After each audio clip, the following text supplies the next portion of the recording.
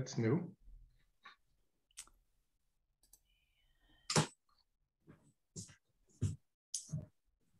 Hello, everyone. I'd like to welcome you to Hope for Creation's quarterly congregational green team event.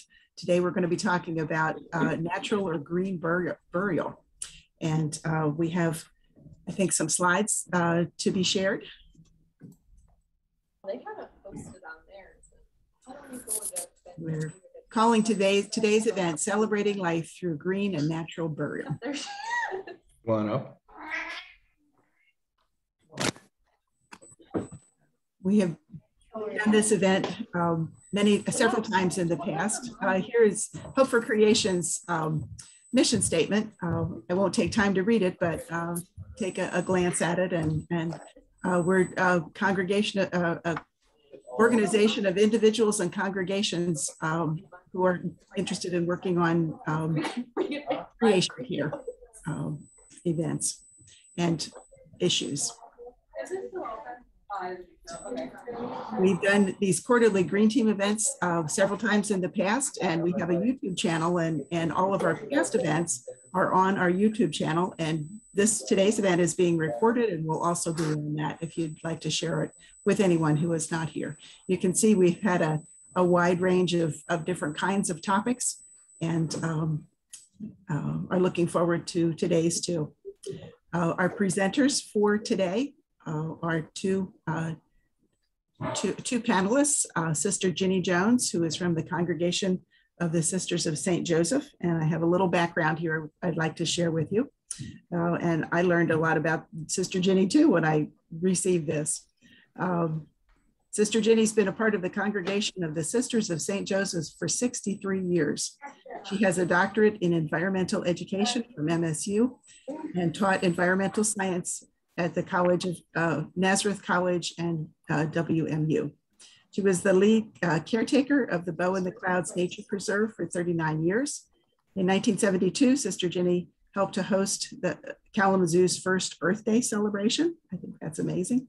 And was also one of the founders of Hope for Creation. So Sister Ginny, we're glad to have you here and glad for all of your expertise. And Kristi Arntzen is our other panelist, and she has a background in anthropological archaeology and has been a member of Temple B'nai Israel for the past 15 years. And I would like to welcome both of you. And I believe, Sister Ginny, you're going to start us off today. Thank you. Thank you very much. By the way, it's 53 years, not 63. So give me a little time yet. I have a birthday coming up this week, but it's not quite that long. Anyway, thank you so much. It's still a long time. I told Joan that I was delighted by the first slide that she showed, which showed the burial area with daisies, because my father always used to say that when he passed, he would be pushing up daisies. And after he died, and after my mother died, I realized that given the kind of practices that we have for burial, it was impossible for him to push up daisies. And that took me to a little bit of reflection about something in our liturgy, which begins in Lent, and it talks about from dust you are and to dust you shall return. And the whole sense that we are a part of the earth community and not separated from it. And so much of the the burial practices that have modern days become traditional. I say that because before the Civil War, they really had a lot of green burial practices without the label. But anyway, those practices don't enable something like that. They're in every way, they separate us from the rest of the earth community. And so the sense of being part of a cycle of being part of nature, coming from nature, and returning back to nature is what drove me into looking into the issue about green burial. And at Nazareth now, I would say that our cemetery, well, we call it green burial, is really hybrid because we don't go the whole way. You know, we have traditional burial, and in the green burial area, basically we're still using a wooden, it's pine, a pine box, and we don't do embalming. That's a major factor there. But there are other aspects of ring burial that we could expand upon. And one of my dreams is that since we've taken down a lot of our buildings recently, we have some open space. And I would simply love to see us offer the possibility of a green burial cemetery for anybody who wants it in our area. Ashtamo Township has a green burial, and I know that Kristi is going to talk about green burial in with her tradition and in her cemetery area. But a few comments in terms of that. The problems I see with our current burial practices relate to the way we go about it.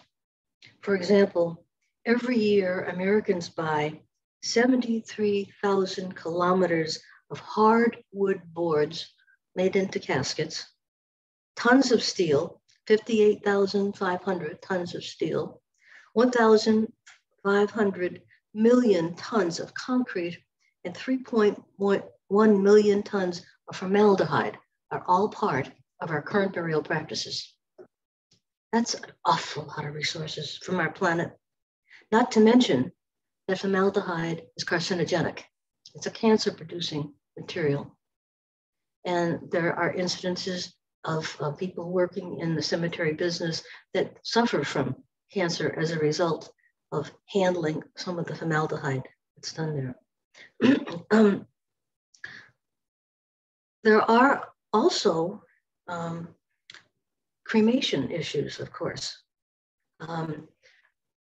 Cremating one body requires 1,800 degrees of heat over 2.3 hours, which is enough energy to release 573 pounds of carbon dioxide into the atmosphere.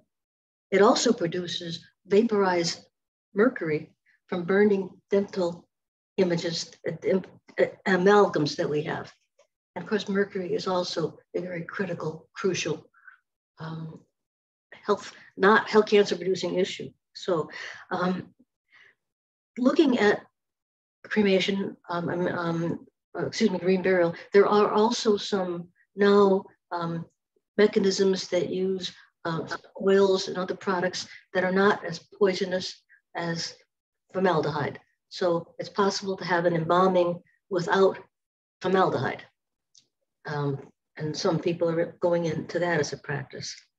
But basically, the cost of doing all of this can be very, very expensive, depending on how far you want to go.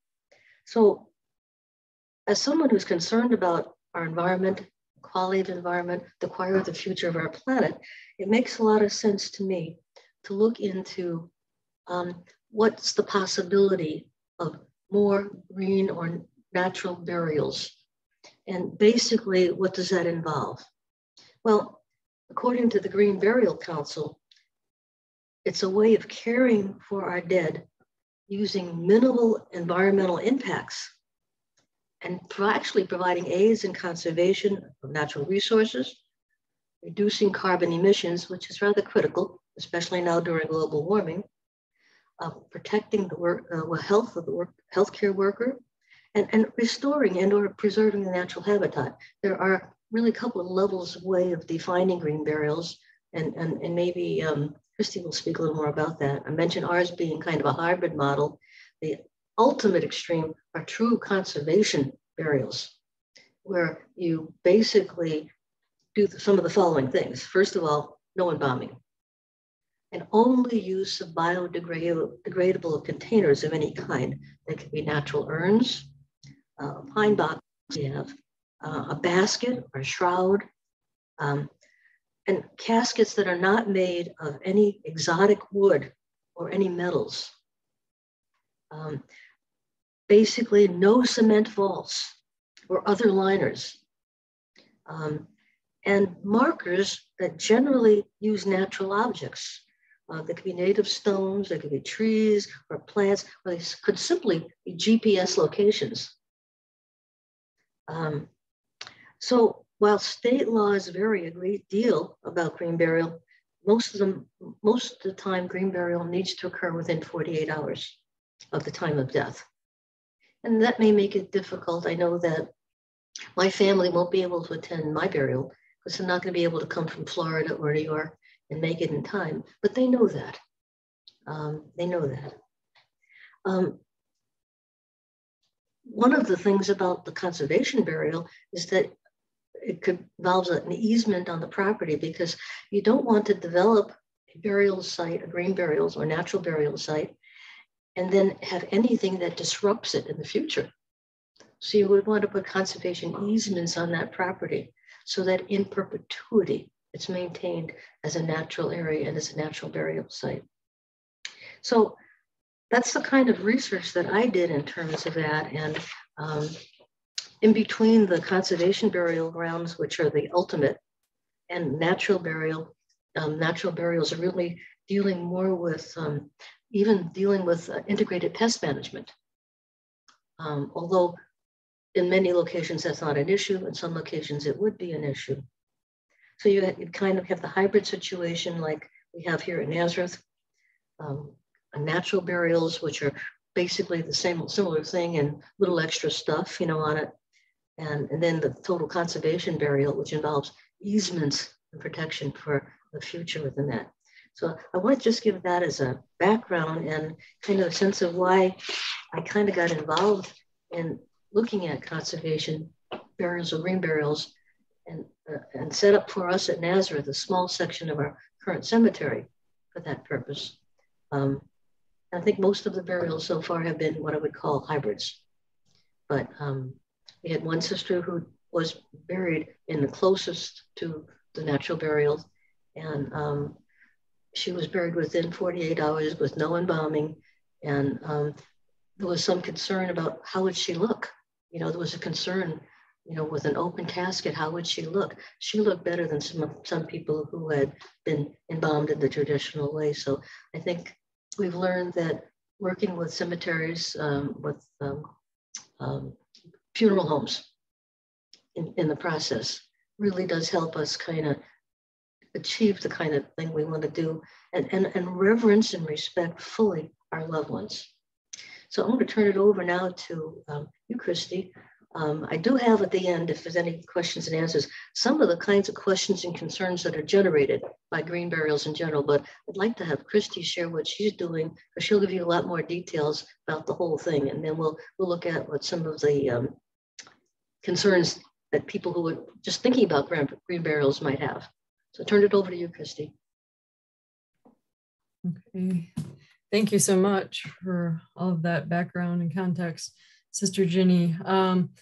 So I have some slides to speak from that Joan will load up for us. And sorry, it looks like a lot of words. I'll try to By the way, look at that green. There are, see the daisies? Yeah. Oh, sorry, Kristi, go ahead. Oh, no, that's good. Yeah, so I am in the position of currently being the cemetery manager for Temple B'nai Israel. And we have a section of cemetery, or we have our own cemetery. Here's this. Yeah, and there, thank you, Joan. So we're working toward a natural burial option. I'll tell you how we come into that, and from the Jewish tradition, or trying to approximate Jewish tradition. And next slide, please. Okay, so we are working at Jewish Mountain Home Cemetery. One of the earliest actions that Jewish communities in a new town in America might have taken would often be to organize a burial society and acquire land so that they could bury their members in the preferred Jewish tradition. So often that happened even before a synagogue was built. And that's the case with our congregation as well. Congregation B'nai Israel was the original name for what is now Temple B'nai Israel, the Reformed congregation in Kalamazoo. And in late 1865, they purchased property for their cemetery, which is, you may know, is directly adjoining or adjacent to, and seems to be part of Mountain Home Cemetery, the city's cemetery up on West Main Street. And we have kind of the southwest corner of that, but we own that property outright. And our congregation itself really was founded in 1866. So the cemetery came first. And there are even some burials up there that predate that. So I'm not actually sure of the history of that. And I'll mention that I've come into this position working in the cemetery, taking over from Jacob Weintraub, who's here with us as well, who managed that cemetery for a number of decades. And so much of my information just builds on everything I've learned from him. So throughout that time, since the cemetery was founded, we've worked with the city in various contexts and had different arrangements with them. And we currently coordinate with them for grave opening, closing, and recording. So all of our records are also shared with the city, so they know exactly where our burials are. And we use their contractors. They have specific contractors they use for grave opening and closing, and we use those contractors too. So when our congregants need a plot opened, it goes through the city. The request goes usually through the funeral home to the city to say, this is the lot that needs to be opened. And so we work very much with them, but as such, we currently require vaulted burials in our section, in our cemetery as well, because we do work with the city with their contractors. And I believe vaulted burials have been required. I don't know if it's the city's rule. I realize it was probably the city's rule for their cemeteries since 1954. So I think all the burials subsequent to that on city property or in our cemetery after 1954 would be vaulted burials. Okay, next slide, please. So, but thinking of traditional Jewish burial practices, they're driven by the principle of honoring the dead, and that concept of honor includes quick burial, with exceptions made for our holidays, no embalming, no public viewing of the body. The body is wrapped in a plain white shroud, regardless of what the wealth of the individual would be. This is a time to not distinguish somebody in terms of wealth. Buried in a simple wooden casket often to allow the return of the body to the earth. And traditional Jewish practices also include the community coming together to participate, to help to prepare the body, to honor the body, as well as to support the family. A congregation might have their own sacred burial society that washes and prepares a body at the home, may stay with the body until burial and accompany it to the cemetery and place at least the initial shovelfuls of dirt even into the grave. So many people are probably aware of those Jewish practices. Next slide. And in the past few years, we've started to research how we might be able to expand or change our practices. And this was initiated by one congregant's inquiry early last year before the pandemic, because this person was motivated by a desire to create that experience that Sister Ginny hearkened to, of, being able to be part of the, complete the biological cycle, which is also seen as something spiritual, so being part of the biological processes that we know occur, and being able to, for our life cycle to be completed in that way is also a spiritual thing. And so this person wanted as much as possible to be able to have their final wishes reflect the Jewish practices they were aware of, but I think it was also motivated by conservation ethics and environmental understandings as well that Sister Ginny spoke to. So we started from a place that I knew from Jacob Weintraub, that the state of Michigan itself does not have a law that requires a vault or a casket for a burial. There are definitely laws that handling, recording a death, handling and transporting a body. There's a link for you that comes specifically from a Home Funeral Alliance organization, but it just helps outline for every state what the rules are. And some of those include, you know, within 48 hours, a body would either need to be embalmed or at least placed in a temperature controlled environment, which at least one of the funeral homes in our area has. So even if we could not, because of holidays or people traveling, could not manage that 48-hour requirement of being able to bury someone after their death, there are options for still not embalming the body before burial can be achieved.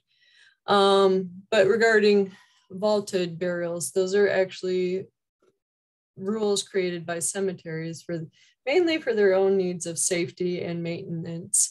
They want to assure that ground is not going to settle unexpectedly above a burial. So when you're burying, you know, a wooden box, if you're burying just a hard coffin, you're also burying airspace, and eventually a wooden coffin will break down and there will be some subsidence at an undetermined time in the future, which will create, create depressions in the earth at the surface as well. So that is one thing that a vault prevents.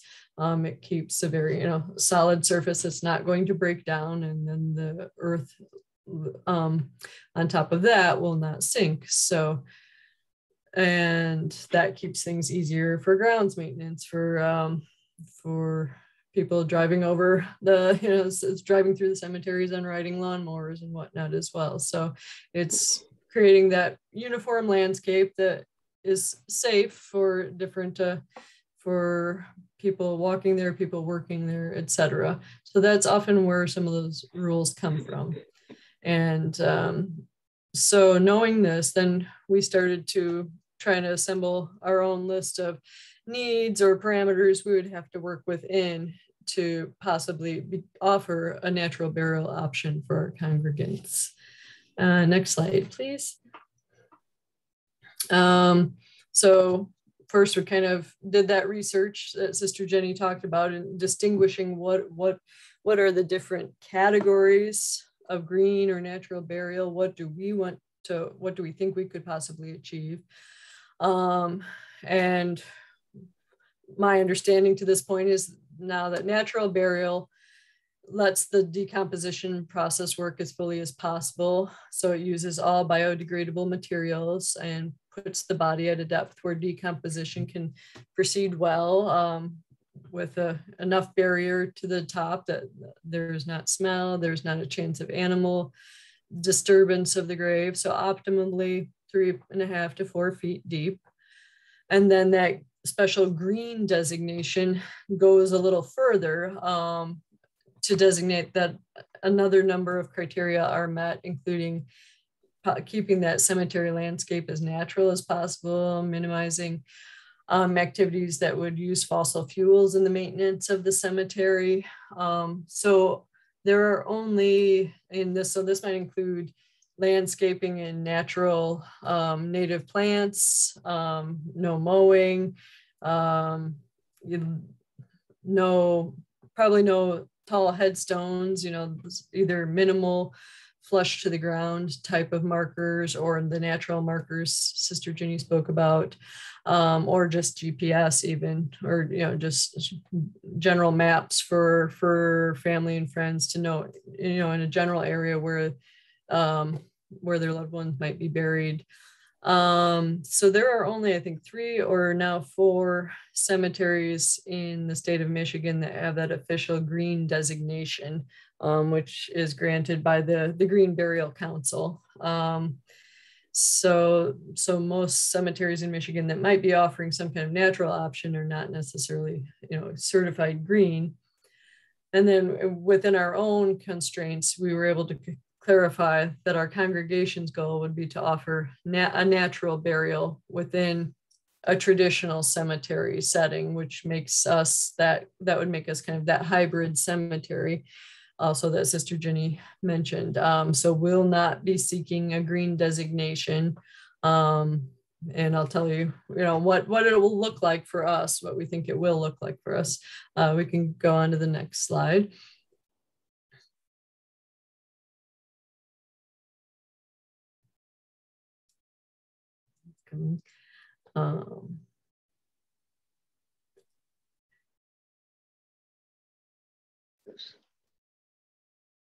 Back here. So let's see if I can also speak. I can look at my slides too. Should I just continue? I'm gonna look at my, okay, so so the next kind of step for us was pulling together information with Kalamazoo City.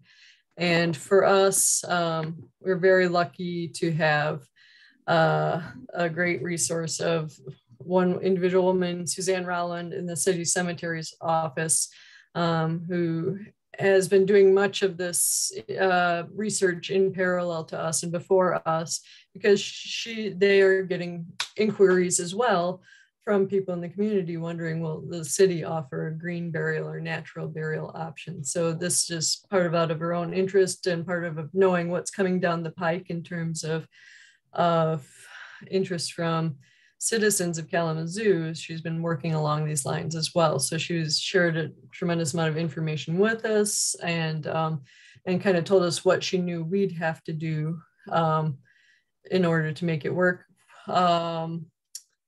And here again, so this is why TBI, our Temple B'nai Israel, currently works with the city's vault requirements, because we use their excavation contractors. And another reason, because we use them, they need to be able to guarantee the placement and the stability of the graves they work with. So they're very, extremely conscientious about making sure that the graves are exactly where they say they are, that when they're excavating a lot next to another grave, that they're not going to create a situation where they don't want to create situations where whoever might be excavating a lot in the future would come down accidentally on an existing grave. So that precision is that accuracy and precision is very important to them. And so they would obviously have their source of concerns for creating graves that do not have that kind of safeguard of a vault or even a casket to come down on, to be like, oh, okay, we're out of line here. So if that makes sense. So that is one of their most important criteria for the excavators, is safety and precision. So we met and talked with the city and their lead excavation contractor last summer to try to talk through, what are the needs of all the stakeholders in this process. And so we discussed where we would put in our cemetery, which they're familiar with, where we would put natural burials. What would the size of a grave opening be? What would we allow or not allow for burial containers? How would the grave be opened? Since we're not using a vault company, and they often are the ones who prepare the grave side and do the lowering of a burial into the ground, without the use of a vault company, how would we safely prepare the grave side for people attending the graveside service? How would a non-traditional casketed body be carried and lowered? Is there a way to still mark the grave as a natural burial underground in case of some kind of future incursion? How will the grave be closed, and what kind of additional subsequent care might it need? So these are just item by item things we tried to envision, reach out for other information from people doing this already, and hash through for our specific landscape. Okay, we can go on to the next slide. And then another stakeholder in this are the people who can provide tremendous help to families, the funeral homes of our area. We've spoken with Langlands on 9th Street, as well as Joldersma and Klein, and they're two funeral homes in the area. They're really trying to get out ahead of what they anticipate will be a strong desire for people in our community for natural burials. And so they're developing presentations and natural burial guidance for families, knowing that Ashtamo will be offering green burial option, and knowing there are some other like green burial or natural burial options in the broader Southwest Michigan area. So even if someone's choosing a home funeral, funeral directors will continue to be an important resource to families when planning a natural burial. And the funeral director will continue to be the point person for certifying a death certificate, filing a death certificate, completing a permit for transporting a body, even if it's not coming from the funeral home. If it's coming from a home burial, a funeral director still has to at least meet a family at the cemetery to see that a body arrives where it is said that it will arrive. A funeral director does not have to take any active role in a service at the cemetery, but they just have to kind of be a presence there, at least to verify what they've signed, what they say they verified. And they often, as I already said, are the path through which a family will communicate to the city that they want this lot, such and such a lot opened, for a burial. So often, the lots are already purchased by a family, at least in our cemetery, and then the funeral home often does the communication with the city about when and where the grave will be opened. And then now they're more and more becoming a source for providing the actual materials needed for green burial, including shrouds and possibly compressible burial containers. And they can not, several of them have, purposefully gone to other cemeteries to actively participate in a natural burial so that they know, so they get comfortable with the process of assisting in carrying and lowering a body into a natural burial grave. Okay, next slide, please. So now we're kind of coming down to how did that discussion lead to what is almost a completed protocol for us. So we hope to begin offering this option perhaps early next year. So what we know within our cemetery, which if you've ever been to Mountain Home is, it's a hilly topography. We've got a lot of slopes and swales, and it's not the most straightforward landscape to deal with. But we're going to start by designating a row in a kind of newer, less dense area of 10 adjacent standard size lots, or about 4 by 9 foot apiece. And the excavation contractor said he would also possibly be comfortable in the future placing a natural burial between two lot burials that he knows are vaulted. So he feels like that's a safe thing. If there's two kind of walled, essentially walls created by a vault on either side, he would be comfortable placing a natural burial in between them, because he knows he would, in an older section or a section that's more densely filled already, but has kind of single lots available here and there, because he knows that he'll probably never again have to open a space next to that natural burial. So he feels like that's safe and his concerns are addressed there. To begin with, the contractors think they would open a fairly large size grave opening of taking about 3.5 by 7 feet. And then as they see how it goes, they might ultimately make a smaller grave opening as they become more comfortable with the size requirements, and we'll go for that 3.5 to 4 foot depth as well that I specified before. One thing to note is if we were a larger congregation, or maybe eventually if we have a lot of congregational interest, there is the potential that the congregation could train and provide a crew of lay people to open their grave ourselves. Maybe a contractor would mark out the area of the grave, do the careful measuring, and then if we wanted to avoid the use of fossil fuel machinery for that excavation and the filling in, then we could shovel excavate it. I don't know, that's not our priority right now, but that is something a congregation, if they had enough people who could be readily available and trained, could do that. That's another step we could take down the line. And then we will provide wooden boards to go around the surface of the open grave, at least a few feet wide around all edges, the full perimeter of the grave. And then we'll store that with the city so they have quick access to it when a grave needs to be opened. But we'll provide that.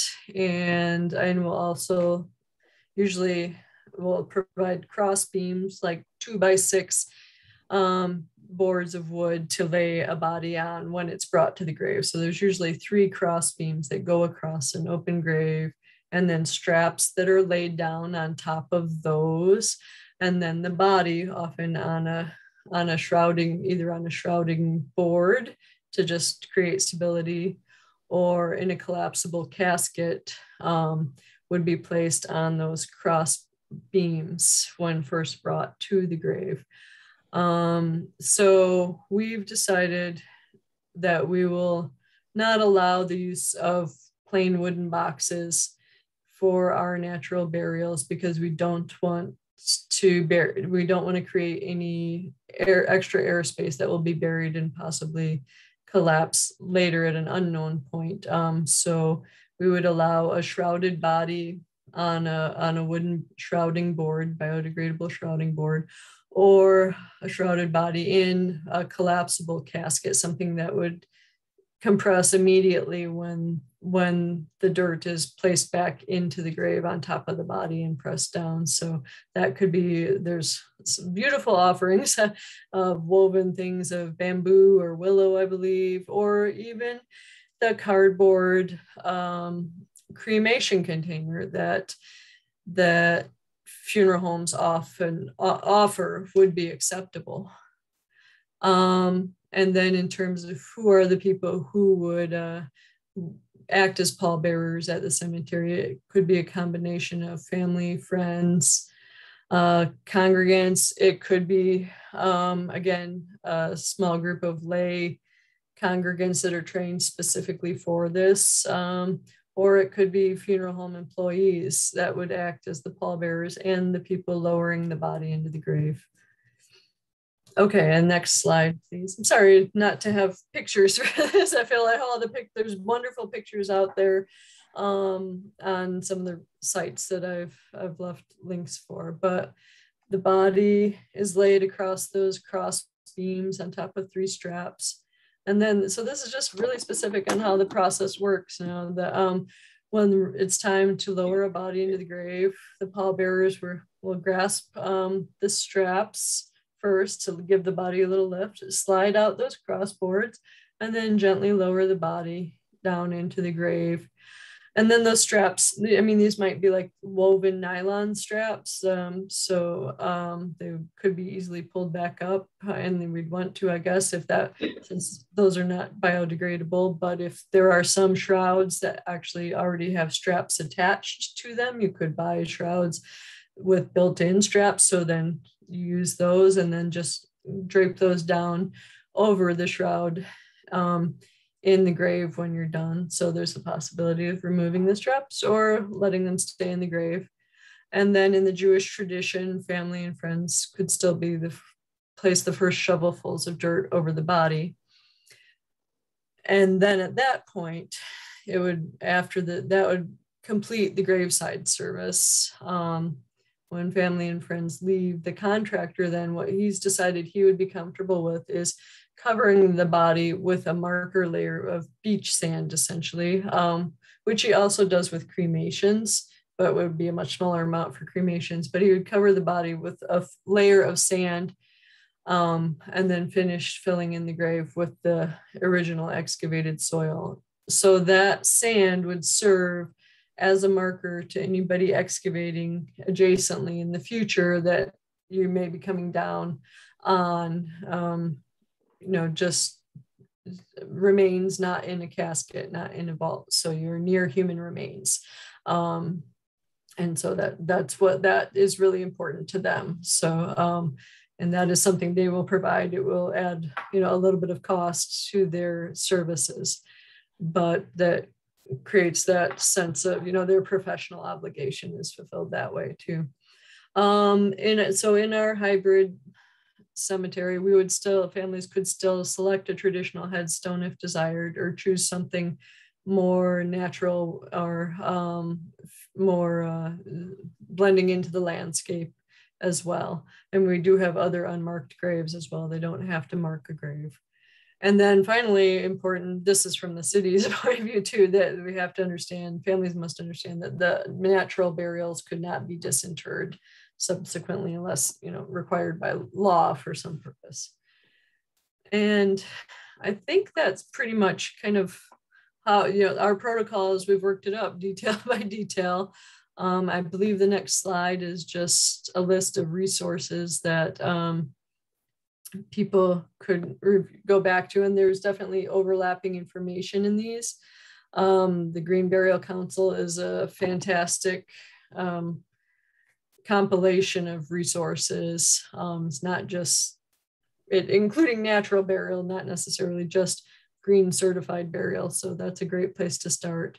And then a list of natural burial cemeteries in Michigan, some information about home funerals, and one of the closest, I believe, green certified cemeteries is up in Granville.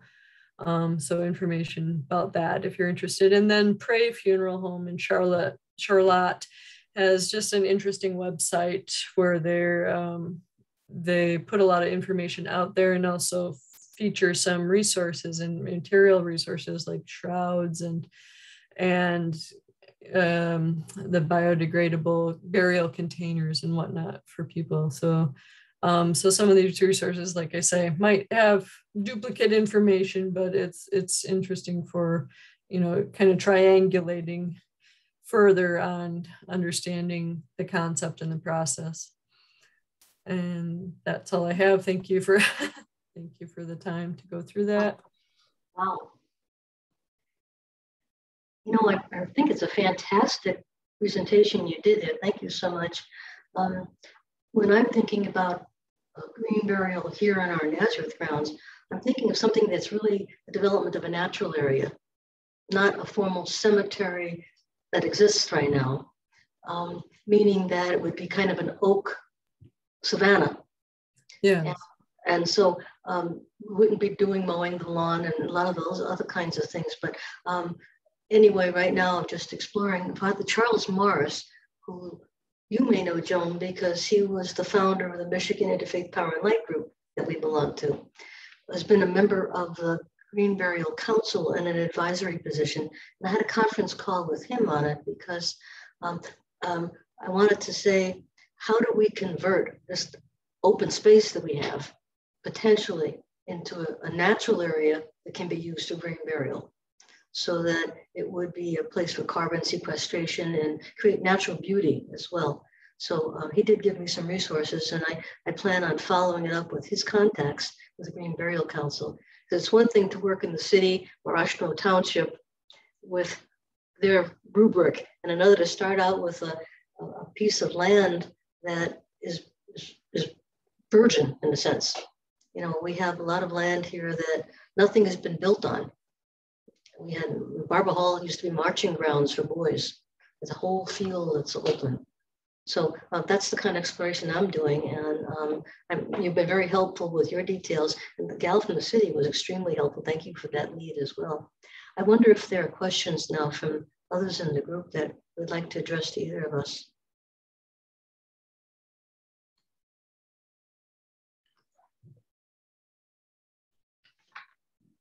Mary, put your microphone on.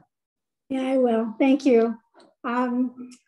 Yes, I'm just curious about your hopes for your area, and would that be open to anyone who would want to be buried there? Or Yes. What are you thinking? Yes. Okay. There'd have to be some entity to do it. We have the land, but we cannot be in a position of all that's involved in caring for it, in the registration issues. So we have to find a group of people or an entity that wanted to take over the property. We have to make the land available. That's what we can do to anybody.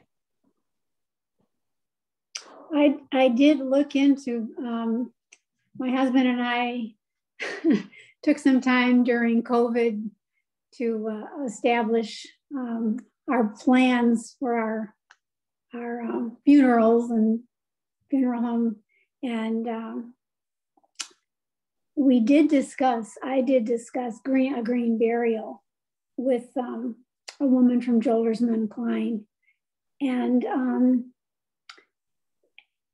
I was told that the cost of a cremation was less through them than the cost of the green burial. And I think that's because of Ashtemo's costs, and she also told me that, and I didn't check this out any further, that cremation now is much less, it's much more environmentally friendly as far as energy use than it used to be, but I don't know what that means. I noticed that the Green Burial Council has a specific comment about the burial of cremains and in green cemeteries. And their comment was because of the nature of the ashes produced, that it really is not supportive or for plants growth. So there's that question. I mean, I'm sure it can be combined. I'm not saying that, but it's just the question was raised in by the Green Burial Council with some, and they talked about the challenge of the acidic nature of the ashes. Let's put it that way. Yeah, I wasn't really thinking of putting the ashes in that site. I was trying to weigh the two, whether to go with cremation or green burial. So. I'm sorry, Linnea? Linnea, thank you. By Carlos, huh? I have 3 questions, 2 for Sister Ginny. The name of the man who was the founder of Interfaith Power and Light that you mentioned, Father Charles Morris. Charles Morris, okay. And for Kristi, would I have your permission to use your slides from the recording, if I can figure out how, with a group at my Episcopal parish? Yeah, I think that would be fine, sure. Okay, thank you. And my last question is, I guess I must not be clear about the difference between vaults and caskets, and if a body is buried in a compressible container, yet still is in a vault. Could you explain that a little more to me? So yeah, sorry. So a vault, cemeteries requiring vaulted burials now would usually place any traditional casket into a cement vault and then cover it with a cement lid. So it's basically, the vault is more like a sarcophagus type of thing, like an additional container for the casket that a family would select. They'd select the casket and then it'd be placed in the cement vault. So that is what ultimately prevents breakdown or biodegradation degradation of a wooden casket and a body. And then even if and then from a practical point of view, we can allow a non-vaulted burial. So avoid using this cement box at all in their natural section of our cemetery. We would still want to not use a rigid wooden casket, because that would hold up for some time in your so you're burying air cavities as well as the body. So if the body is going to be in any kind of container besides the shroud, we would want it to be something flimsy, essentially, that could be carried, but when the weight of the excavated dirt from the grave is placed on top of it, any air cavities would essentially be compressed and eliminated immediately after burial, instead of 6 months down the road or further. So there wouldn't be surprise ground sinking. And I forgot to add that generally for most burials, they compress the dirt that's placed back in the grave after the burial. They compress it enough that they very rarely, I think, expect or have any ground subsidence. But in the wintertime, because soil is harder, partially frozen, they go back and they check graves that are covered in the winter a little bit later on to see if they need to place more soil on top or press the soil down further, because frozen soil might be hard to work with. And then they would do their usual seeding and whatnot as well for grass, which is is something that would not be desirable in a truly green certified cemetery. But so, yeah, thank you. So what you're saying is that in that space that Temple B'nai Israel has arranged for, the vault is not required. Correct, yes. In the rest of the cemetery, and probably generally in city cemeteries, a vault is required. Correct. Yeah, there's one kind of exception, not an exception I know, but I believe for some Muslim burials, they do what's called, they use the vault in an inverted fashion, that they don't use the, and this is not a green or a natural burial, but they place the body directly on the soil first and then invert the vault without the lid. So the body is touching the earth, and that is important to them. And then they would invert the vault over it, so it's still creating a solid surface for then the dirt to be filled back in over and avoid collapse. But the body at least is in touch with the soil itself. But yeah, it's just another another distinction that might be made of something that is done in city cemeteries. Thank you. Sure. In our green burial section, we don't have a vault, and we do use box, but other than that, but it's our property. We in our cemetery on our land, so it's not a city cemetery. Was there another hand that I saw somewhere? Nancy? Is there Nancy? Hi there, yes, thank you. And I apologize for my blurry picture. I'm gonna try to figure that out when we're all done.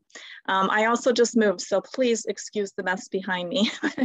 I just wanted decent lighting. So thank you so much for this presentation, both to Sister Ginny and Kristi, and just amazing amount of information. 2 questions, and I apologize if you covered this and I missed it, but the biodegradable fabric that you used for the shrouds and the straps, do you happen to know what that fabric is usually? I think most commonly it could be cotton, it could be linen, silk, bamboo, I believe, hemp. So even wool, anything. Wool, yeah, that was the other one I was going to say. So those are the ones I see mentioned most. And that is certainly an area where a natural burial can get more pricey. Again, there are beautiful works of art for both shrouds and like woven burial containers that can be quite expensive, but yeah, they are like works of art, or they can be quite simple as well. How beautiful, but still knowing that that's going to eventually biodegrade into the earth. Okay, and my other question is, I'm somewhat familiar with Mountain Home Cemetery since my dad is buried there, and I can picture west, and then I can picture south would be closer to West Main, correct? I'm wondering if you could, because I walk through there sometimes, and I was wondering if you could identify for me. Yes, yeah. So are you familiar with the historical marker for Edward Israel on that south, along the south? You can see it from the sidewalk if you're walking along West Main. I'll watch for it. Yeah, it's kind of right in the southwest corner of our section of the cemetery. And then, so our section would go north away from West Main, and then over a bit, there's kind of the very uppermost driveway or westernmost driveway you would encounter on West Main. I mean, coming out of West Main or coming out of the cemetery onto West Main kind of bisects our section of the cemetery. So Okay. yeah, so our graves are to the left and right. Like if you're facing into the cemetery, that uppermost, westernmost driveway that comes out of the cemetery onto West Main Street bisects our section. Okay, so yeah, it's right on the far west corner then, but you can see it if you're on the sidewalk. Well, yeah, I haven't explored back in there yet, but I will now. Thank you very much. And yeah, this was very informational. Thank you. Jacob. Yeah, couple of things to add. Perhaps Kristi's done an awful lot of work on this. I'm really impressed. It's nice to see. I've learned a lot from my daughter, who lives in Minneapolis and has done a lot of work in the larger Minneapolis community on natural burials. One thing I would add to what Kristi said about inverted vaults, I think some of the more observant Jews prefer that because you know, the more observant will want a wood coffin in contact with the earth at the time of burial, so they'll do an inverted one.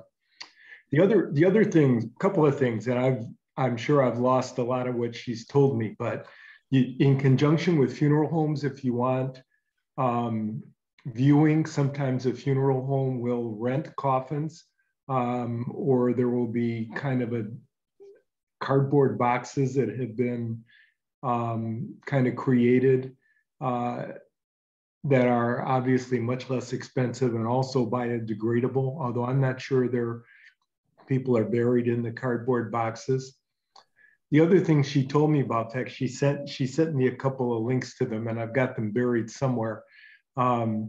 Ice packs, you can buy commercial ice packs to use if you know, theoretically you're gonna have burial as soon as you can, but if for some reason there's a delay and you're having home viewing or whatever is there, you can use these to delay or to prolong body's ability to be viewed in a home situation before a funeral.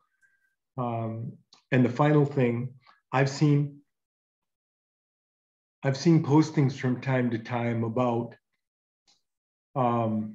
containers, and I don't know if you call them containers as such. They're kind of pods that have, I hate to say fertilizer, but you would put a body within these pods and then bury them in the ground, and you could plant trees or other things above them, and then you get full nourishment of whatever's growing above. It was done kind of as a humorous thing, but it, I don't know, might have merit if somebody was really interested. And I know my daughter and I have talked about, you know, burials in the backyard with something like that, but I don't know how feasible that is. I'm sure there are some laws that pertain to that. But that's just an extra couple of things that kind of went through my mind as I was listening to the presentation. But yeah, we're fortunate to have someone at City Cemeteries who's been willing to work with us. And again, Kristi's done a lot of work with her and then doing other research. So it's nice to see that we'll have that. And I can't remember if Sister Ginny mentioned also that some funeral homes, maybe Langland's now in the area, also offers what they call a green embalming fluid. I can't remember if that came up already. It's again something that we probably wouldn't choose in the Jewish tradition, but is and something that's available for a family that's choosing green burial or natural burial, but we'll have a viewing. And so I guess it is something that is biodegradable. I don't know much about it, but it's something that a family could look into.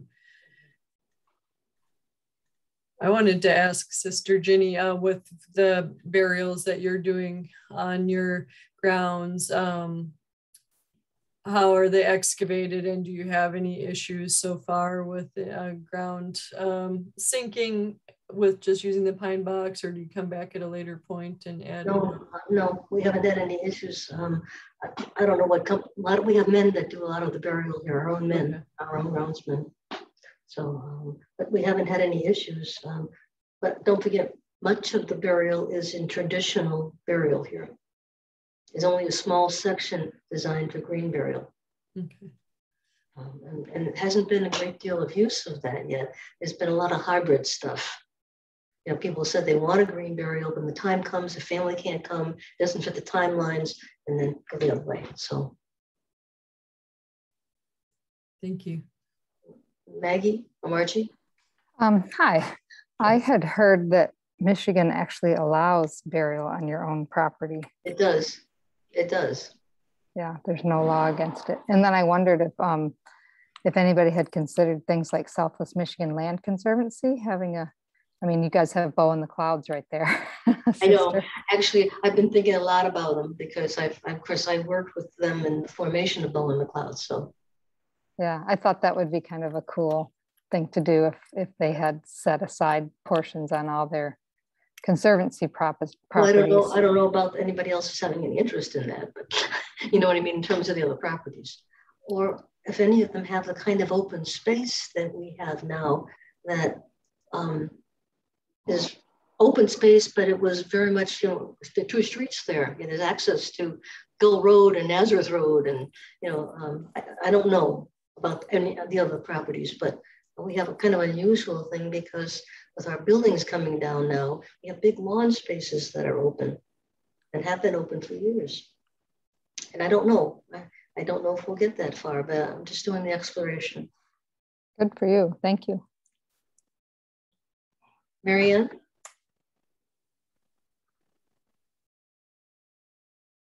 You're muted, Marianne. You're muted. I was visiting my cousin in Cincinnati, and she's lived there for a long, long time, and took me to her favorite cemetery. And this cemetery was just amazing. It was huge, and part of it was had a green natural. I don't know if it was green, it was natural. And it was just beautiful. It was a rolling, hilly area with trees and extremely natural looking. And I don't know if people used boulders for markers, but there were lots of boulders here and there. And it was lovely. It looks like our time is just about up. So I would like to thank everyone for coming today. This has been a wonderful conversation, and especially Sister Ginny and Kristi. Thank you for your leadership and your presentations. Thank you. Yes, and our next congregational green team event will be in January. We recently decided to start doing them quarterly. So our next one will be on January 13th. And we're going to talk about composting for congregations. So we will send more information about that at a later time. And if you know of anyone that would be a good leader for that, panel, please let us know. We're always looking for good leadership. So thank you again, and everybody have a nice evening. Thanks for coming. Thank you. Bye, everybody. Thank you. Bye. Bye.